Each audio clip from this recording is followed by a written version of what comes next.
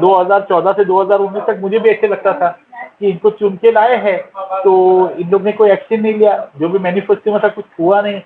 मगर लोगों को पता नहीं, मुझे भी खुद को पता नहीं था कि ये लोग क्या कर रहे थे। 5 साल सेटअप किया, 2019 के बाद 6 महीने में इतना किया जितना 70 साल में नहीं है। और कांग्रेस ऐसी पार्टी है जो देश विरोधी पार्टी है मेरे हिसाब से, पूरी anti national, anti Hindu party. अगर हिंदू की कुछ भी चीज है तो कांग्रेस उसके अगेंस्ट, हमारे भगवान श्री राम के अगेंस्ट में भी कांग्रेस जाके एफिडेविट दे देती है कि श्री राम का कोई अस्तित्व ही नहीं है, या राम सेतु पे सवाल उठा देती है। तो कांग्रेस के ऐसे उदाहरण देने जाओगे तो पूरी रात निकल जाएगी। जैसे अगर हिंदू हम लोग बोलते हैं कि गाय हमारी माता है, कांग्रेस के नेता जाके गाय को काटते, खाली हमको नीचा देंगे।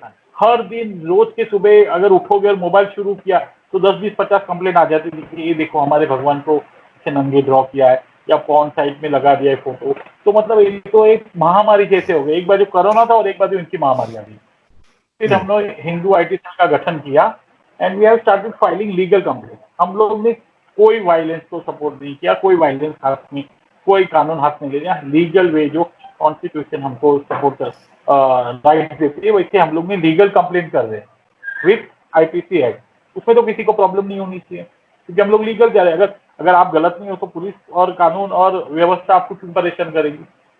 एक्सेप्ट ही नहीं होगी ना हमारी कंपनी। मगर आप गलत हो, आप गलत कर रहे हो, तब हम लोग आपके अगेंस्ट में कर देते हैं। मगर मेरी आइडियोलॉजी तो सिंपल है, हिंदुत्ववादी, हिंदू राष्ट्र, कांग्रेस मुक्त भारत और देश की सेवा करने और देशवासियों की सेवा करने।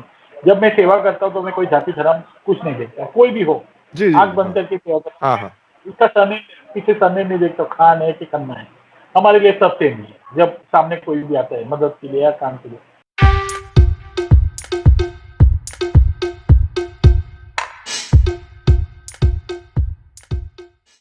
Namaste, viewer. It is our honor and pleasure to have Ramesh Bhai Solanki on our show today. He is a well-known Hindu activist, media panelist, social worker, and ex-Shiv Sena. Ramesh Bhai, Jai Shri Ram. जय श्री राम भाई। So, Ramesh Bhai, first of all, welcome to the Indusland show. और आपसे मुझे ये काफी दिनों से आपके बारे में बहुत सुनाई दे रहा, सुन रहे हैं सब। खासकर आपने शिवसेना में मेरे ख्याल से 21 साल का 21 years your work for Shivsena, right? आपने काफी क्लोजली बाला साहेब के साथ काम किया है और काफी बड़े दिग्गज शिवसेना नेताओं के साथ काम किया है।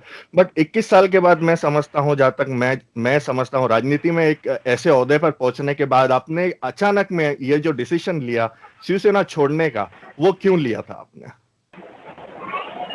जितिन भाई, मैंने शिवसेना ज्वाइन की थी बाबा साहब की वजह से, उनका करिश्मा देख के, और उन्होंने जो हिंदुत्व की उनकी भावना थी, हिंदू राष्ट्र वगैरह के लिए जो उनकी भावना थी, वो देख के मैंने शिवसेना ज्वाइन की थी।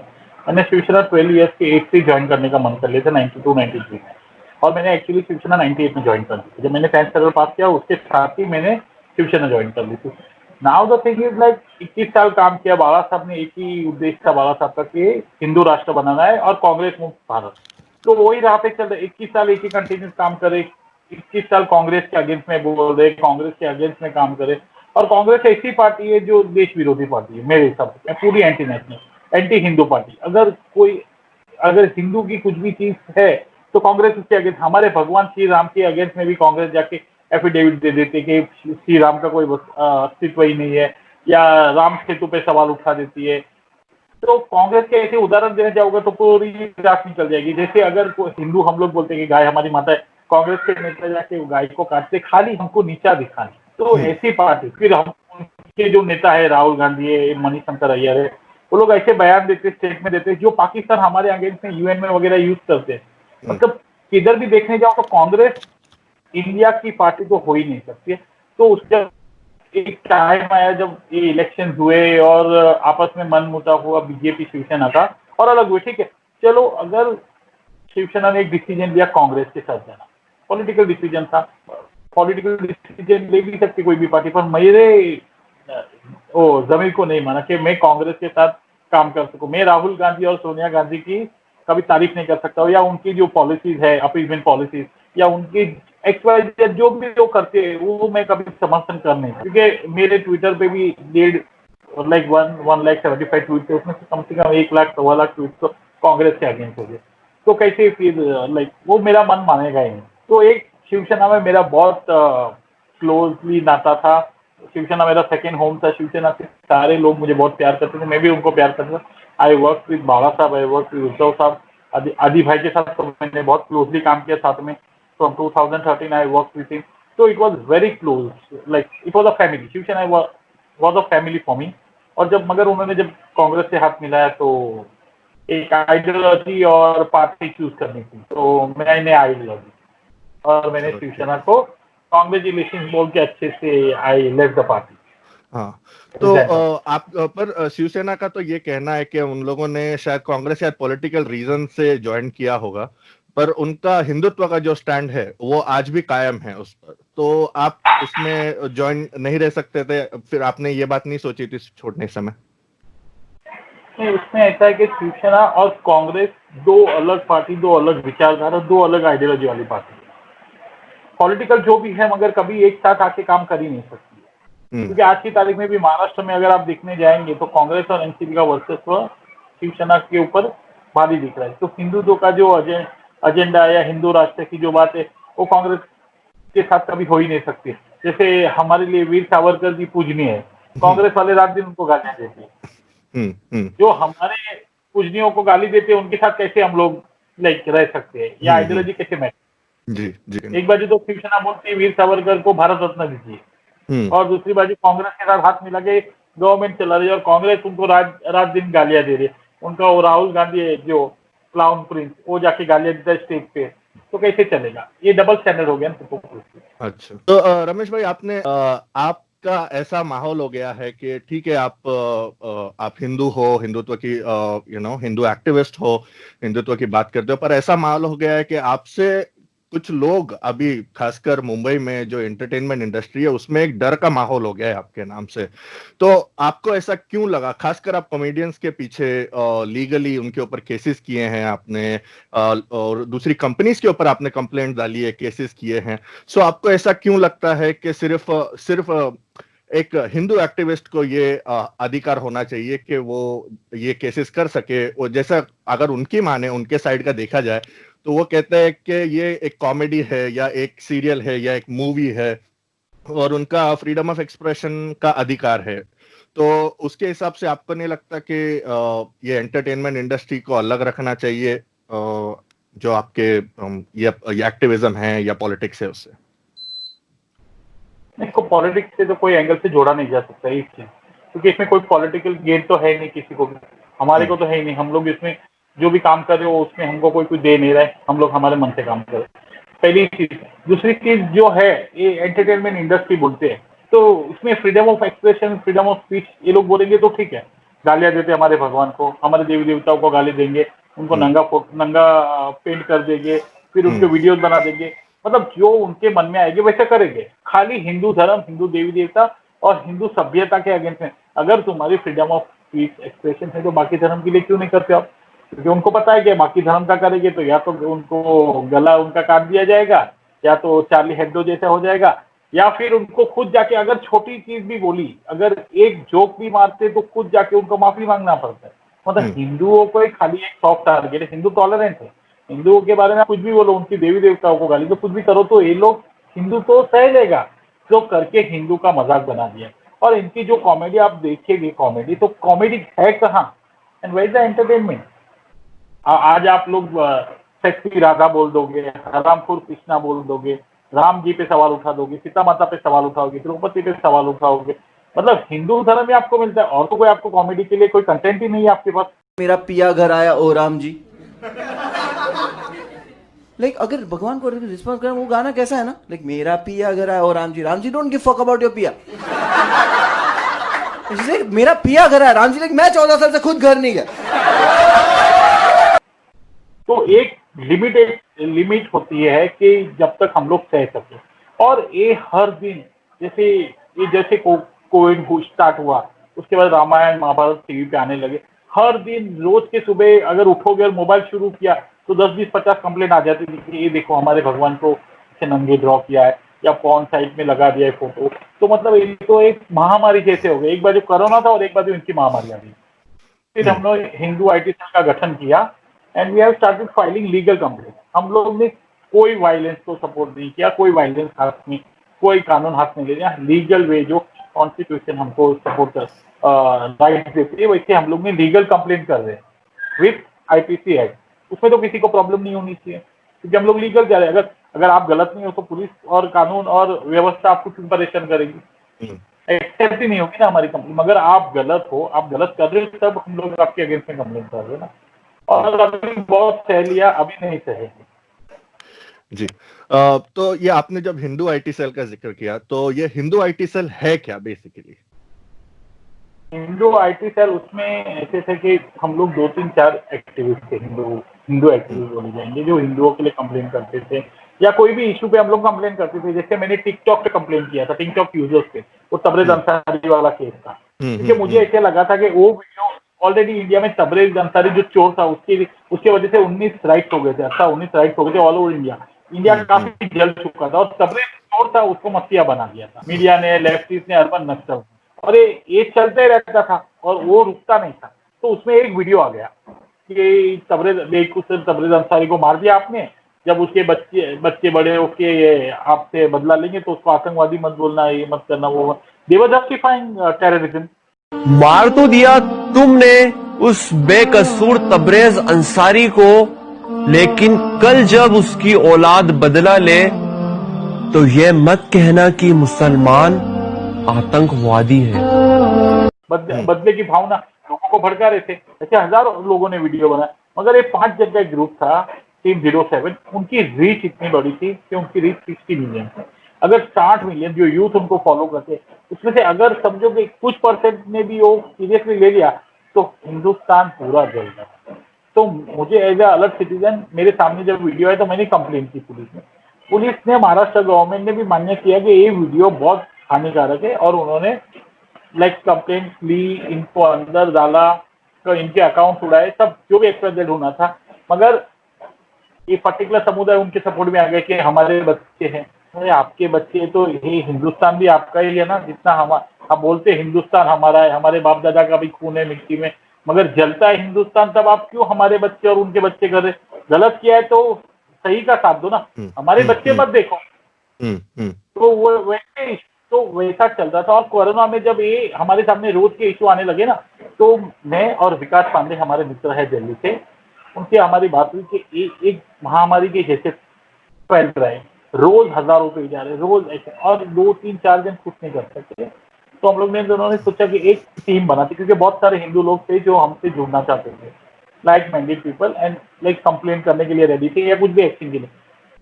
अभी ठीक है, हमारी बात हुई, फिर हम लोग ने हिंदू आईटी सेल बनाया। हिंदू आईटी सेल की मेन टीम है कोर टीम, उसमें 10 से 11 लोग हैं हम लोग। इसमें हमारे पास लॉयर्स है, अच्छे एक्टिविस्ट है जो रिसर्च करते वगैरह। And apart from the core team we have a team with around 500 people today. तो आज कोई भी हिंदू धर्म या हमारा हिंदू समाज का अपमान करेंगे, जैसे छत्रपति शिवाजी महाराज का अपमान करेंगे, तो उसके अगेंस्ट में 20-25-30 कंप्लेन ऑल ओवर इंडिया होगी, वो एफआईआर में कन्वर्ट होगी। और आज चलो कोरोना की वजह से थोड़ी लीगल प्रोसीजर डिले स्लो चल रही है, मगर देर है मगर अंधेर नहीं है। और ये लोग खुद को कॉमेडियन बोलते हैं, 2% के लोग खुद को कॉमेडियन बोलते हैं, और ये जाके छत्रपति शिवाजी महाराज पे जोक करते हैं। छत्रपति शिवाजी महाराज अगर नहीं होते ना, तो आज ये लोग है ना बर्तन धोते होते, और खुद को हिंदू, इनका नाम हिंदू नहीं होता था, इनके पीछे कुछ खान शेख या कुछ लग गया होता था। हिंदुस्तान में कोई हिंदू होता नहीं था शिवाजी महाराज नहीं होते तो। सही बात है। तो जी जी जी। तो जैसा है, जैसे चलो कॉमेडियंस की बात हो गई, तो ये हम लोग भी मानते हैं कि वो एक साइडेड होता है अफेयर। कभी भी जब ये बातें आती है कि मजाक उड़ाना है, तो हिंदू धर्म is the soft target always, Bharat में कम से कम। हाँ, तो पर आपने तो कंपनीज के ऊपर भी केसेस किए हैं, जैसे मेरे ख्याल से टिकटॉक पर आपने किया था, नेटफ्लिक्स पर किया था। तो टिकटॉक का तो आपने बता दिया उसका कारण क्या था, पर नेटफ्लिक्स के ऊपर भी आपने कंप्लेंट की है, और भी ऐसी कई ऑर्गेनाइजेशन और ये मेरे ख्याल से कंपनियां हैं जिस पर आप लोगों ने लीगल एक्शंस लिए हैं। तो उसका क्या कारण होता है? पहले तो मैं टिकटॉक पे आऊंगा, क्योंकि टिकटॉक का भी बैन हो गया है, नहीं तो कोरोना की बात तुरंत मेरे को कोर्ट में घसीटना पड़ता। टिकटॉक अच्छा प्लेटफॉर्म था जहाँ छोटे मोटे मतलब गरीब घर के लोग या रूरल एरिया से आते थे, वो अपना टैलेंट बता, नाच गाना कॉमेडी वगैरह करते, एक्टिंग वगैरह ठीक था, अच्छा था। मैंने भी 2-4-5 लोगों को लाइक भी किया था, वीडियोज आते लाइक करता। मगर अचानक से वो तो एंटी इंडिया हो गया, एंटी मोदी। लव जिहाद फैलाने लगे, टेररिज्म फैलाने लगे, वायलेंस फैलाने लगे, भाईगिरी फैलाने लगे, मतलब वल्गरिटी। आप फैमिली के सामने तो ओपन ही नहीं कर सकते, कभी क्या खुल जाए पता नहीं चलता है। तो 50 साल की फीमेल आधा नंगा होके आती है और सेक्स सीन्स के डिस्कस करती है। तो टिकटॉक तो पूरा पता नहीं क्या चैनल बन गया था। तो इंडिया में तो ऐसे नहीं चलेगा, हमारी संस्कृति अलाउ नहीं करी। तो अच्छा है गवर्नमेंट ऑफ इंडिया ने बैन कर दिया। और टिकटॉक तो था भी ऐसे चाइनीज ऐप, हमारा डेटा चोरी करता था। It is already proved in America. हाँ, अमेरिकन यहाँ पर कोर्ट भी में बड़ी बड़ी कंपनीज। हाँ। हाँ, तो अच्छा है बैन हो गया। Now coming to Netflix and all other like such website, OTT platform जैसे उनके उनके कंटेंट देखिए आप। सेक्रेट गेम देखिए, इसमें हमारे जो मंत्र है अहम ब्रह्मस्मि, इसका मतलब कि हमें ब्रह्मा का अंश है, ये पूरा ब्रह्मा का अंश। उन्होंने उसको टेरर मंत्र बता दिया कि मैं खुद ब्रह्मा हूँ और पूरी दुनिया पे मैं राज करूंगा और टेररिज्म फैला दूंगा। और अमेरिका में जो ब्लास्ट वगैरह जो भी हो रहे हैं वो हिंदुओं की वजह से होते हैं। जो हमारे रिश्ता है गुरु और शिष्य का, उन्होंने उनको सेक्स करते दिखा दिया। और जैसे गाउल करके उसका एक सीरियल है, उसमें इंडियन आर्मी को उन्होंने लाइक टेररिस्टिक बदतर बना दिया कि इंडियन आर्मी वाले फीमेल्स के रेप करते हैं, कस्टोडियल डेथ होती है हमेशा, मार देते हैं जानबूझ के, and what not they were showing. फिर लीला करके उनका हुमा कुरैशी का आया, उसमें भी आ रही है। और मतलब दे आर प्रेडिक्टिंग फ्यूचर कि हिंदू है तो सबसे बड़ा आतंकवादी संगठन दुनिया में बनेगा और पूरी दुनिया खत्म कर देगा। This is absolutely false. और जो हो रहा है वो पूरी दुनिया को मालूम है कौन कर रहा है, क्या कर रहा है, बताने की जरूरत ही नहीं है। मगर जो कर रहा है उसके बारे में नहीं बता रहे, और हिंदुओं को हिंदू लोग सुन रहे और देख रहे करके उनके नाम पे चले। फिर उनकी कॉमेडी हसन मिनाज वो आके गवर्नमेंट को भी बोलते नेटफ्लिक्स। तो एक like they had to be somebody who took a stand against them. And I like मैंने ठीक है चलो, मेरे अगेंस्ट लोग आते हैं, मुझे धमकियां देते हैं कि मुझे बुरा भला बोलेंगे, जो भी एक्टर है, मगर मैंने स्टैंड लिया। मुझे लगा स्टैंड लेना चाहिए। It is the time. अगर अभी नहीं लिया तो फिर एक दिन ऐसा आ जाएगा कि हम खुद को हिंदू बोलने में भी हमको शर्म आएगी, लोग हमको घृणा की नजर से देखेंगे। ये जो सीरीज देखते हैं वो हमारे यूथ देख रहे हैं। नेटफ्लिक्स इतनी बड़ी कंपनी है, उसको इंडिया में इतने 100 करोड़ 200 करोड़ 1000 करोड़ कमा लेती है, हमारे पैसे से हमको दिखा रहे कि आप कितने खराब हो, आप इतने बुरे हो, आपकी सभ्यता इतनी बुरी है। तो रमेश भाई, जब ऐसी कंपनीज एक्सक्यूज मी, जब आपने मेंशन किया सेक्रेड गेम्स का नाम, उसका जो डायरेक्टर है वो खुद हिंदू है। और भी ऐसे बहुत से लोग हैं जो हिंदू बन गए हैं ऑल ऑफ अ सडन, जिनके राम मंदिर, राम जन्मभूमि के जो वर्डिक्ट आया था जब इनके पेट में दर्द हो रहा था, और आज अचानक में ये लोग हिंदू बन गए। पर जब ये लोग चलो बोलते हैं या कि मैं हिंदू हूं, पर ये जो डायरेक्टर्स हैं, कॉमेडियंस, ये खुद भी हिंदू है ज्यादातर। अगर देखो तो कुछ लोगों को छोड़ करके ज्यादातर ये हिंदू हैं। तो ऐसा नहीं है कि तो आपको क्या लगता है कि इसमें क्या इशू है, क्या रह गया है यहाँ पर कि हिंदू ही हिंदुओं का मजाक उड़ा रहे हैं, हिंदू ही हिंदुओं को आतंकवादी बता रहे हैं? तो इसके ऊपर आपका कुछ आप ठीक है, ऐसे लोगों का ज्यादातर ये कॉन्सेप्ट होता है कि हाँ, चाहे वो कोई माइनॉरिटी से होगा, कोई मुस्लिम कम्युनिटी से होगा, कोई क्रिश्चियन कम्युनिटी से होगा, पर यहाँ पर हिंदू ही कर रहे हैं ये।